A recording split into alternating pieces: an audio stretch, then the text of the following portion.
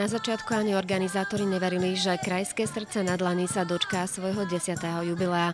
Oceňovanie dobrovoľníkov predsa nepatrí k populárnym témam, len málo kto prejaví záujem o ľudí, ktorým nie je život naokolo ľahostajný. Prešovské dobrovoľnícke centrum preto ani po rokoch neubralo od svojho predsavzatia vzdať hold a úctu ľuďom, ktorí si to zaslúžia.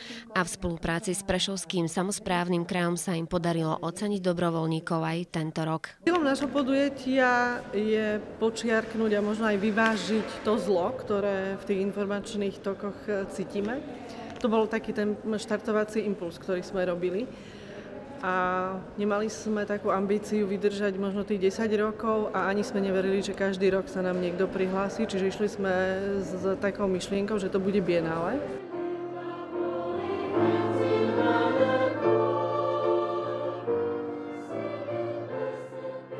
V tomto 10. ročníku nám prišlo 28 nominácií, hodnotiaca komisia hodnotila 24 nominácií. Jedno, čo tých ľudí spája, je bojovnosť.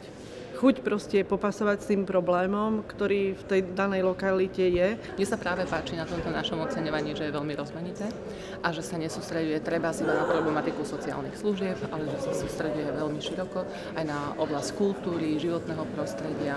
Toto sa mi páči.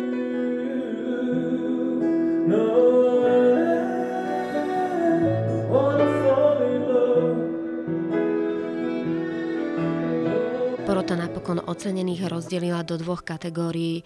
Jednou z 5 držiteľov hlavnej ceny je Terézia Baníková z organizácie Človek pre človeka. Tak určite ma to aj povzbudí, ale hlavne ma to nejak presvedčí a utvrdí v tom, že tá práca má význam. Ocenený bol aj kolektív študentov 2. ročníka sociálnej práce na Filozofickej fakulte Prešovskej univerzity za pomoc a propagáciu v rámci dobrovoľníctva.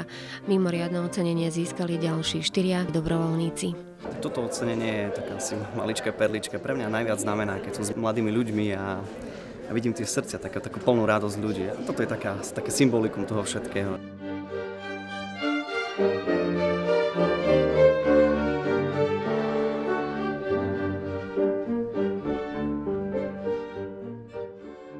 Ja si toto ocenenie veľmi cením, nie preto, že som stal dneska na tomto pódiu, ale aj kvôli tomu, že niečo také funguje a ako bolo spomenuté, je nejaká organizácia, ktorá si všíma nejakých dobrovoľníkov. Pre mňa, čo je dôležité, tak je dostávať tú spätnú väzbu. Ja som bol nominovaný aj minulý rok, dostal som len ocenenie, teraz som dostal mimoriadne ocenenie, čo si veľmi vážim. A vravím, ja tú spätnú väzbu dostávam. Pokiaľ budem dostávať od tých ľudí, tak to budem robiť stále.